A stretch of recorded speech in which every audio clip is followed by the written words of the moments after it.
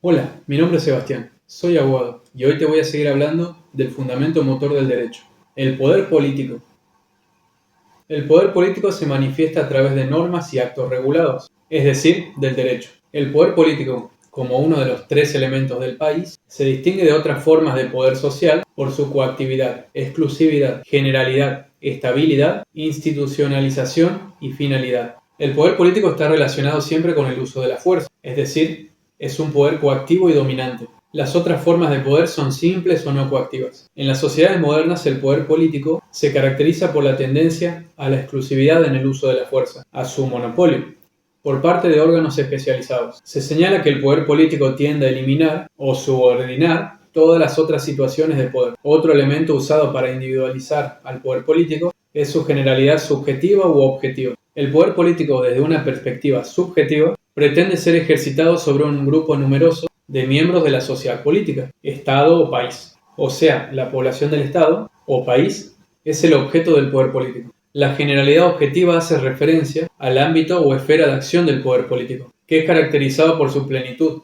o sea, por abarcar la totalidad de las potencialidades sociales del hombre. El fin o finalidad del poder político debe ser el bien común. El poder político es la fuerza al servicio de una idea, o sea, una fuerza destinada a conducir al grupo en la búsqueda del bien común. Así se posibilita la aceptación interna de sus destinatarios, y no solo una mera obediencia interna. Dijimos que el poder político se caracteriza por su estabilidad o permanencia. El poder político es un poder estabilizado, es decir, que viene ejercitado con continuidad y que viene obedecido en forma permanente. Por ejemplo, una banda de ladrones que roba un banco puede llegar a ejercer la fuerza en forma organizada sobre un grupo numeroso de personas en forma exclusiva, pero no ejerce poder, no solo por su finalidad delictiva, sino porque la obediencia no tiene vocación de permanencia o estabilidad. Dijimos que el poder político es un poder institucionalizado, pues es tenido y ejercido por varias personas, que desempeñan roles diferenciados y coordinados entre ellos. La coactividad, la exclusividad, la generalidad subjetiva y objetiva, la estabilidad, institucionalización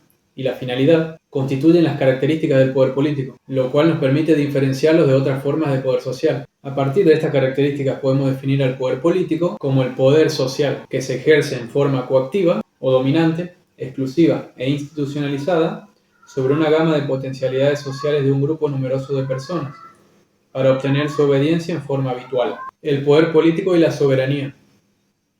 El poder político puede ser soberano o no soberano. El poder político soberano puede ser caracterizado positivamente como un poder independiente respecto de cualquier poder externo y negativamente como un poder supremo que implica la negación de cualquier poder interno superior al Estado. El poder del Estado, a pesar de ser soberano e independiente, no es un poder ilimitado en los estados modernos, ya que se encuentra sometido al derecho. Sin embargo, este hecho no implica una restricción de su soberanía, ya que la regulación jurídica de la actividad del Estado constituye una autolimitación, como expresión de la capacidad que tiene el Estado de organizarse a sí mismo. La obediencia. La obediencia se da cuando varias personas realizan o dejan de realizar unas acciones guiadas por indicaciones que se consideran como un mandato o norma. La obediencia como fenómeno social es un síntoma de poder social. Su otra cara. Donde alguien obedece quiere decir que alguien tiene poder. Tiene poder aquella persona o grupo que espera que sus mandatos o órdenes sean obedecidas. La relación entre estos fenómenos es directa. A mayor obediencia, mayor poder. Existen diversas clases de obediencia. En primer lugar tenemos a la obediencia automática o irreflexiva, que es la obediencia normal y natural, la más común y la que supone menos dificultades para quien debe obedecer. Por otro lado tenemos la obediencia reflexiva, es la que se apoya en la racionalidad de quien obedece. En general obedecemos reflexivamente, por temor a las consecuencias negativas que el acto de desobediencia puede implicar, o porque hemos aceptado racionalmente y por ende interiorizado lo mandado. La obediencia que se basa en el temor a las consecuencias negativas refleja un poder centrado en la fuerza, el que tiende a debilitarse, porque va en contra de la naturaleza racional del hombre. En cambio, la obediencia que se basa en la interiorización del mandato, en la racionalidad y en el consenso, acrecenta el poder de quien manda. La obediencia política. La obediencia política es la contracara del poder político. Sus características esenciales son la plenitud y la inexcusabilidad. La obediencia política es plena en cuanto comprende la totalidad de las potencialidades sociales públicas del hombre. Los comportamientos personales y las acciones privadas de los miembros quedan en principio exentas del poder político. La inexcusabilidad hace referencia a la ausencia de pretextos para desobedecer.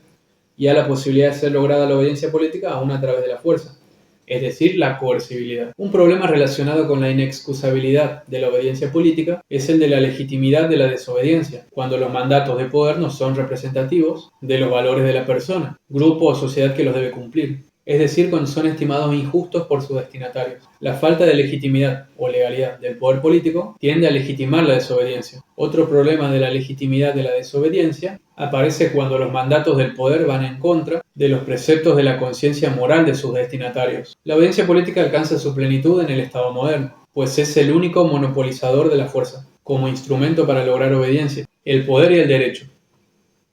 El poder y el derecho están estrechamente entrelazados. Son realidades difíciles de separar. El poder sin derecho es ciego. El derecho sin poder queda vacío. El poder contribuye a la efectividad y a la eficacia del derecho. El derecho juridifica al poder, dándole legitimidad y legalidad. Hablemos del poder político como medio para la realización del derecho. El poder sostiene con su fuerza a las normas que integran el ordenamiento jurídico de un Estado. El derecho, desde esta perspectiva, es un conjunto de normas coercibles, o sea, respaldadas por la posibilidad del uso de la fuerza para lograr su cumplimiento. Así, el poder y la fuerza cumplen una función instrumental respecto del derecho, como medio para lograr su efectividad y la eficacia. Sin embargo, la eficacia y la efectividad de las normas de un ordenamiento jurídico no solo se apoyan en la posibilidad del uso de la fuerza, sino también en el consenso de los miembros de la sociedad. En la mayoría de los casos, las normas son acatadas espontáneamente por sus destinatarios y no por el temor a sufrir las sanciones, que sean aplicables en forma coactiva y que se encuentran previstas para los que la desobedecen.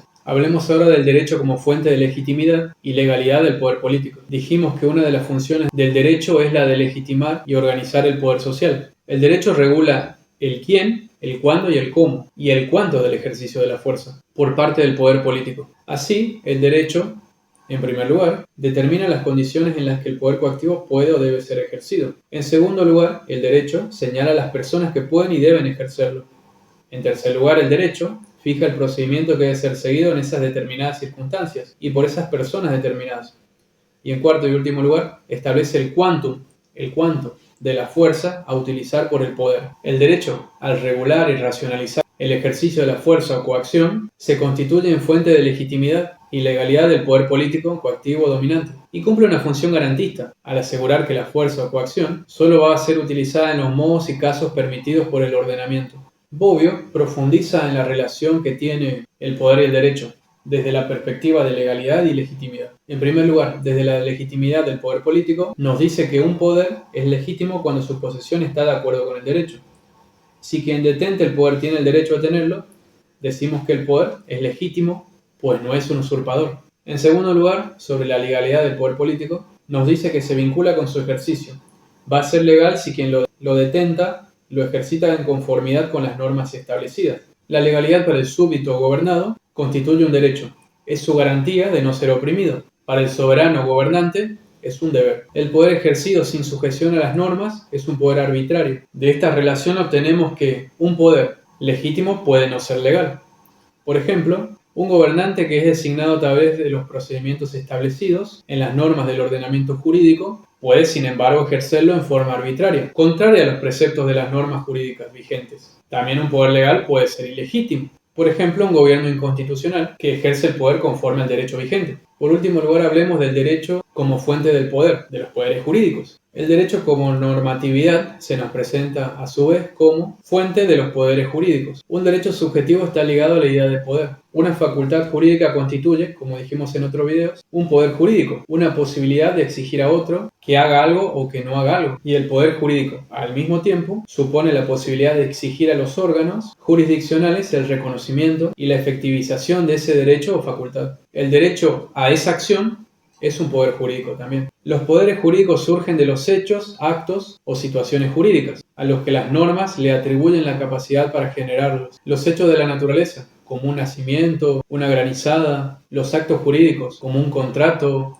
los actos ilícitos, como un homicidio, y las situaciones jurídicas, como la responsabilidad parental, son fuentes de poderes jurídicos, como derechos subjetivos, potestades o facultades, cuando las normas así lo establecen. Y como siempre, si el video te ha gustado, dale like, suscríbete, activa la campanita para que te avise cuando suba un nuevo video, comenta las inquietudes que te hayan quedado sobre los temas tratados en el video y espero verte en un nuevo video.